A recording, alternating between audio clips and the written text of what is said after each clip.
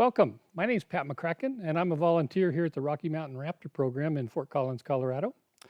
And I'd like to introduce my partner here for today's talk. She is a red-tailed hawk, and she came to us in 2003. We were called to Colorado, for a bird that was down. And when our rehab team got there, she was sitting on a retaining wall and she was just almost gone. She was really sick. They boxed her up. They brought her in, and we checked her out, and she tested positive for West Nile virus, which is a very debilitating disease with a whole variety of symptoms of how it's going to affect an animal or a human. It's also a disease that we can get. She only weighed 1.6 pounds when we picked her up. That's way less than half her normal weight. So she's over 3 pounds here. This is her normal healthy weight. So she's a beautiful girl. We know she's at least 20 because she was an adult when she came to us. The way West Nile virus affected her was she got encephalitis, and that's a swelling of the brain. And so she had serious brain damage. So she no longer recognizes live prey as food. She's not afraid of humans. So she's not releasable. So West Nile came to the United States in 1999. So it's a fairly recent phenomenon, and it affects seriously birds. Is one of the major animals that it affects. When it first came, it just decimated crows and jays. We tested all of our education birds, and 15 out of 18 have had the disease. And now, since we've had COVID run through our system for so many years, and we've been familiar with a virus, we know that the virus mutates, and it continues to affect some people seriously and some people not very seriously. So occasionally we'll have an incredibly serious case like the one that this girl had here, and it just changed her life. So she became a bird that couldn't be released into the wild. Other birds could get West Nile virus, just like I could get West Nile virus. It comes from a crepuscular bug, a crepuscular mosquito. That's your word for the day. Crepuscular is the same as mice, and it's the same as great horned owls. They hunt at dusk and dawn. And that mosquito, that's why they say don't go out at dusk and dawn, because this mosquito that carries the predominant mosquito that carries West Nile virus is crepuscular. So today we're going to talk about how cold it's been. Now today it's beautiful. It's at least 60 degrees out there today, and I was out in my t-shirt working with the birds, and we had a very lovely time. But that's very different than last week when it was below zero. And I was trying to work with a bird with my bare hands and a glove, of course. But it was really cold. And if you looked outside and just wondered, how do birds deal with winter? It must be incredibly difficult for a bird to deal with winter. And it is. So birds have really two choices when winter comes. They can migrate, which sounds like the sensible choice. As soon as it starts getting really cold and things getting really uncomfortable, a bird might just fly in the air and say, I'm not hanging around for this, I'm out of here. And here he comes to, southern Texas, Mexico, somewhere like that. But it's not quite that simple. Migration is food oriented. So if a bird's food, a peregrine falcon is a really good example. A peregrine falcon's nesting area extends all the way north to the Arctic Circle, to the Arctic Ocean. So there's peregrine falcons that far north, and when their food supply starts to dry up, that they're a bird hunter, that means that the bugs and the seeds that the birds eat have disappeared, and so the peregrine falcon's food has disappeared. So the peregrine can either travel to the Pacific coast where their seabirds are year-round, or it can head south. And peregrine falcons are known to go all the way down to Peru, down in South America. So, but migrating is an extremely difficult thing to do, and many birds don't make it. And particularly in today's environment where where we might take really good care of birds in our local area, but their migratory tract is up for grabs. We don't know how well they'll be treated during that. So if you stay, now a red-tailed hawk, that's the reason we're working with a red-tailed hawk today. The red-tailed hawk blesses us with her company year-round, every month of the year. In fact, if you see a hawk, a big buteo, a broad-winged hawk, it's very likely it's a red-tailed hawk. We have many other kinds, but it's the most populous hawk in North America. So birds are warm-blooded, and so she has a normal temperature somewhere between 104, 106 degrees. So she's a lot hotter than I am. So she's a cooking girl. So she's got, in order to maintain that being a warm-blooded animal, in order to maintain that temperature, she needs to eat. So she needs to have access to food, and as long as she's got access to food, she's got a fighting chance to survive the winter. Now, millions of years have passed as this bird has been evolving to be able to sustain itself during the winter. Now, the first thing it's got these feathers that cover its body. And the feathers are extremely important. They play many different roles. They enable, well beyond enabling flight. In fact, feathers is what defines birds. It's not flight, it's feathers. So penguins have feathers, ostriches have feathers.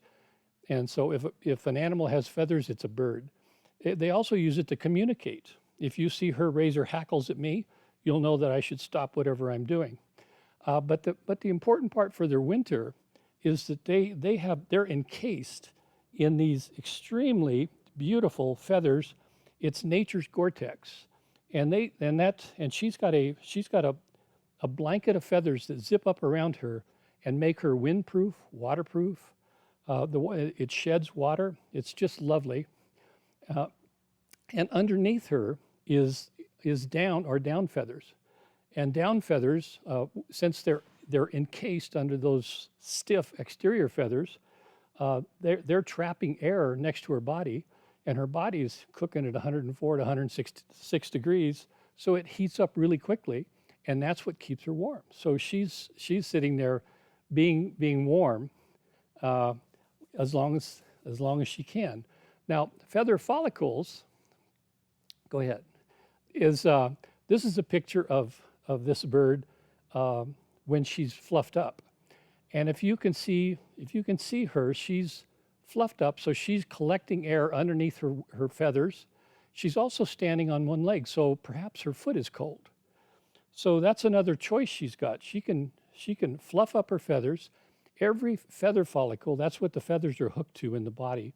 Every follicle is connected to a nerve and a muscle. So she's got independent control of all of her different feathers. And so if she's cold, if her foot is cold, then she can open up her feathers, tuck up a foot, and let it warm against her body. And then when the other one it's turn, she can switch them and she can stand on another foot. So she's got great balance. So feathers and muscles adjusting them, and it's if you think of a bird as having an R value like your attic does, then a bird can adjust their R value. They can open up their feathers if they're hot and cool themselves off, and that's how they cool themselves off in the summer, is they adjust their feathers, and in the winter they can keep them closed and attract all that air underneath those feathers. Now, birds when the temperature becomes cold, the bird's blood changes. The blood supply changes. There's less blood that's sent to the extremities and to the skin, so that more blood is sent to the viscery organs like the stomach for digestion. So the colder it gets, the more the body gets dedicated to digesting food, creating calories, trying to keep that 104 temperature going in order for it to survive. It can't drop below that or it'll freeze to death. Now one thing, since football season is just over, and I don't want to spend a lot of time on football, but have you noticed how hawks and birds are shaped like a football? Now, if I throw a football just perfectly and I put a little twist on the end of it, it'll spiral and it flies really well, a lot better than a soccer ball or a basketball. So it's got pretty good aerodynamics.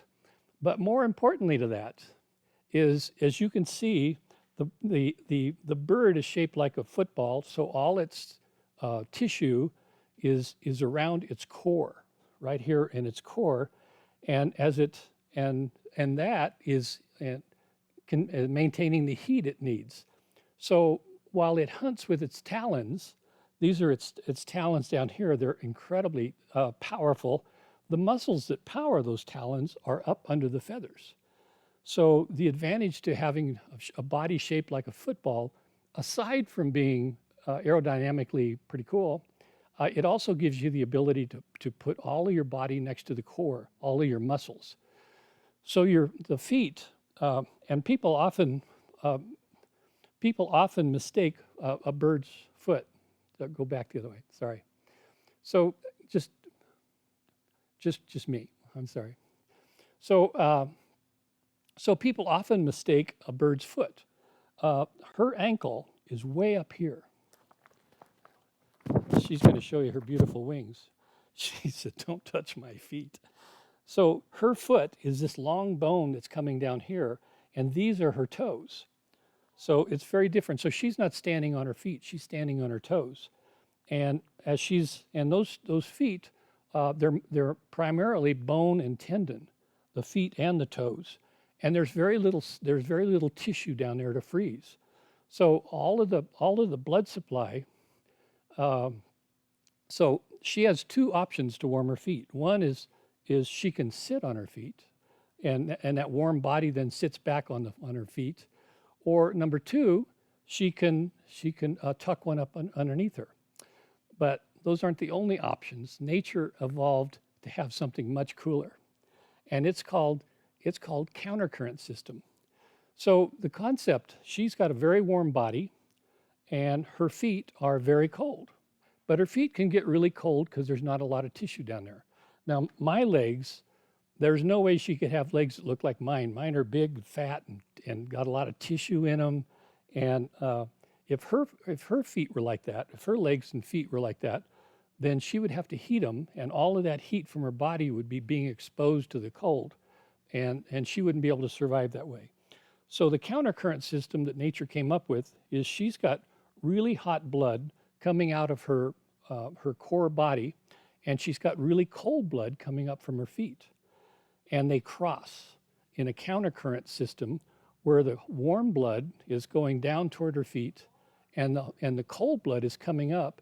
So two things happen. One is the cold blood is warmed so that when it comes into the bird's body, it doesn't shock them. And it's relatively warm when it comes back to the body. And the warm blood that's going to the feet, by the time it gets to the feet, it's almost freezing. It's not quite freezing, but it's almost freezing, and it's just enough above freezing to keep the bird's feet active and healthy.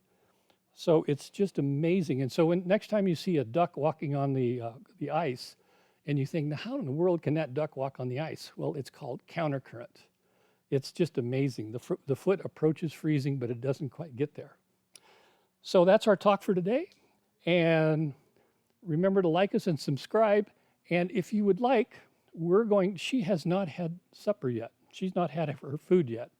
So we're going to go ahead and feed her. And if you'd like to watch, you're welcome to watch.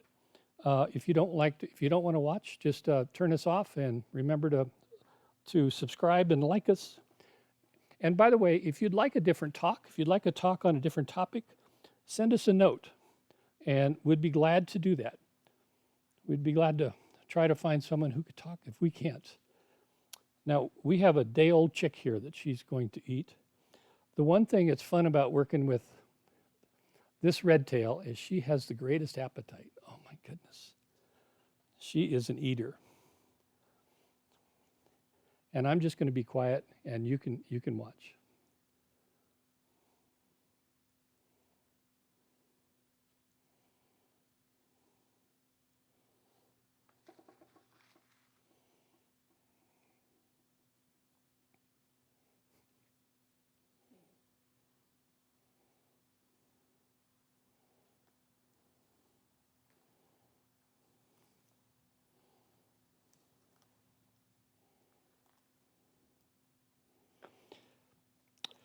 So there's a big difference between the way she's eating and the way we eat. When we eat, we take a bite, and then we have a muscular esophagus. And when we swallow, there's a smooth motion of muscles that take that food down to our stomach. She's not doing that.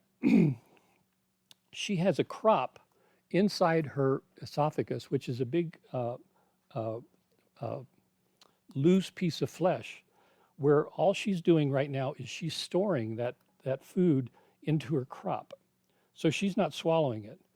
She has two stomachs.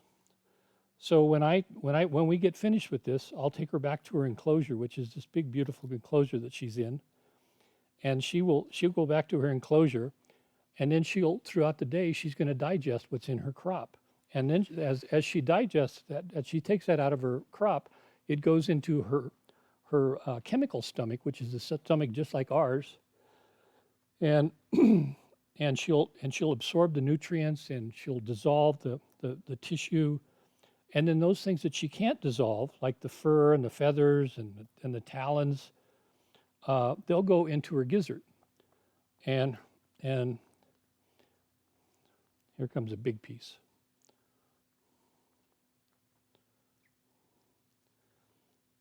And then sometime tomorrow, about 18 hours, she will cast off, she'll regurgitate the pellet that she wasn't able, the food that she wasn't able to digest, because she doesn't have teeth, so she can't tear it into little bitty pieces that she can digest. She can only tear it and swallow it in big pieces. There you go.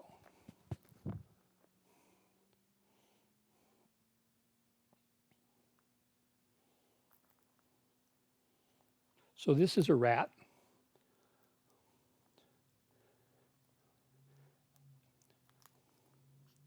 And we end up buying most of our food. The food that we raise, we do have a colony of rat and mice. They're for our live prey testing.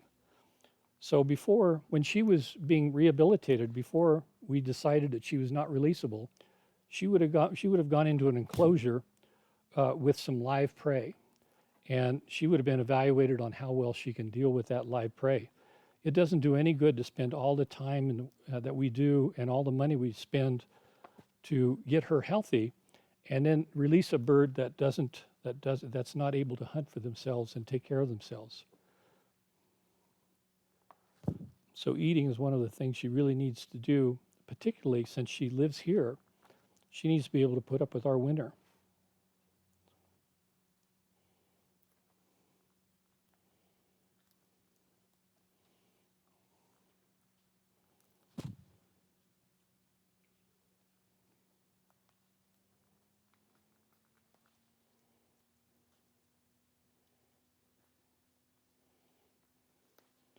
I work with one bird, a Swainson hawk, and she can't count. So every time I put my hand down and I raise my hand, she says, "Oh, you got another one of those?" She doesn't know I have two hands, and every time it scares her.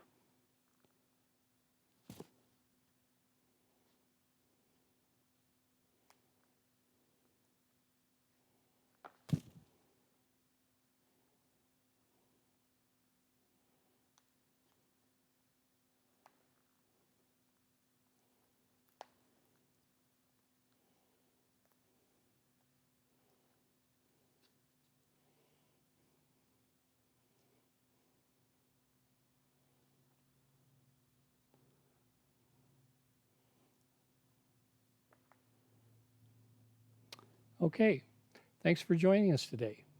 We'll see you another time.